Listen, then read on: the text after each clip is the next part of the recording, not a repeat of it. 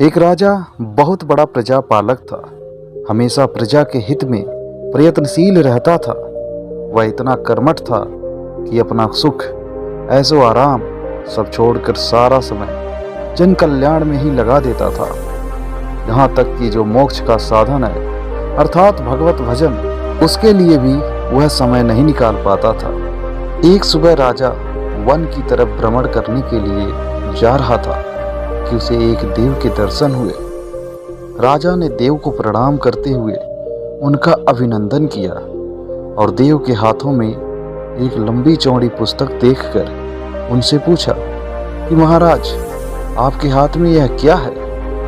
देव बोले, राजन, यह हमारा बही खाता है जिसमें सभी भजन करने वालों के नाम है। राजा ने निराशा युक्त भाव से कहा, कृपया देखिए तो इस किताब में कहीं मेरा नाम भी है या नहीं है। देव महाराज किताब का एक एक पृष्ठ उलटने लगे, परंतु राजा का नाम कहीं भी नजर नहीं आया। राजा ने देव को चिंतित देखकर कहा, महाराज, आप चिंतित ना हो, आपके ढूंढने में कोई भी कमी नहीं है। वास्तव में ये मेरा दुर्भाग्य है कि मैं भजन कीर्तन के लिए समय निकाल ही नहीं पाता और इसलिए शायद मेरा नाम यहाँ पर नहीं है।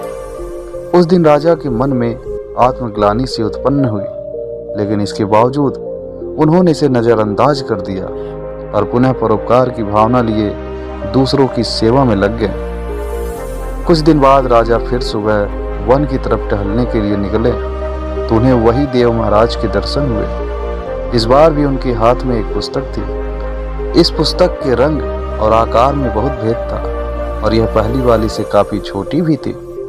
राजा ने फिर उन्हें प्रणाम करते हुए पूछा कि महाराज, आज कौन सा बही खाता आपने हाथों में लिया हुआ है? देव ने कहा कि राजन, आज के बही खाते में उन लोगों का नाम लिखा है जो ईश्वर को सबसे अधिक प्रिय हैं। राजा ने कहा, कितने भाग्यशाली होंगे वे लोग, निश्चित ही वे दिन रात भगवत भजन में लीन रहते होंगे। क्या इस पुस्तक में कोई मेरे राज्य का भी नागरिक है? देव महाराज ने वही खाता खोला और ये क्या, पहले पन्ने पर राजा का ही नाम था।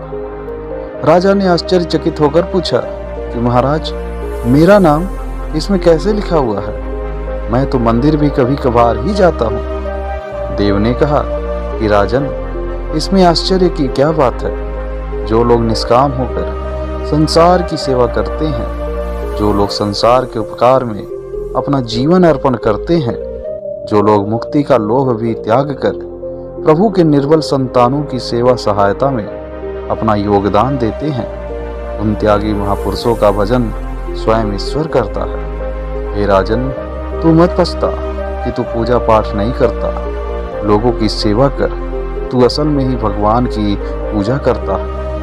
परोपकार और निस्वार्थ लोक सेवा किसी भी उपासना से बढ़कर। देव ने वेदों का उदाहरण देते हुए कहा, कर्म करते हुए 100 वर्ष जीने की इच्छा करो तो कर्म बंधन में लिप्त हो जाओगे। हे राजन, भगवान दीन दयालु हैं, उन्हें खुशामद नहीं भाती बल्कि आचरण भाता है। सच्ची भक्ति तो यही है कि परोपकार करो, दीन दुखियों का हित साधन करो। अनाथ, विधवा, किसान व निर्धन आज अत्याचारियों से सताए जाते हैं, इनकी यथाशक्ति सहायता करो और सेवा करो, यही परम भक्ति है। राजा को आज देव के माध्यम से बहुत बड़ा ज्ञान मिल चुका था और अब राजा भी समझ गया था कि परोपकार से बड़ा कुछ भी नहीं और जो परोपकार करते हैं वही भगवान के सबसे प्रिय होते हैं। मित्रों, जो व्यक्ति निस्वार्थ भाव से लोगों की सेवा करने के लिए हर समय आगे रहते हैं, परमात्मा हर समय उनके कल्याण के लिए प्रयास करता रहता है। हमारे पूर्वजों ने भी कहा है कि परोपकाराय पुण्याय भवति, अर्थात दूसरों के लिए जीना, दूसरों की सेवा को भी पूजा समझकर कर्म करना, परोपकार के लिए अपने जीवन को सार्थक बनाना ही सबसे बड़ा पुण्य है। और जब आप भी ऐसा करेंगे तो स्वतः ही आप वह ईश्वर के प्रिय भक्तों में शामिल हो जाएंगे। तो दोस्तों, उम्मीद करते हैं कि आपको यह कहानी अवश्य पसंद आई होगी। इस तरह की और भी धार्मिक कहानियों को सुनने के लिए चैनल को सब्सक्राइब जरूर करें।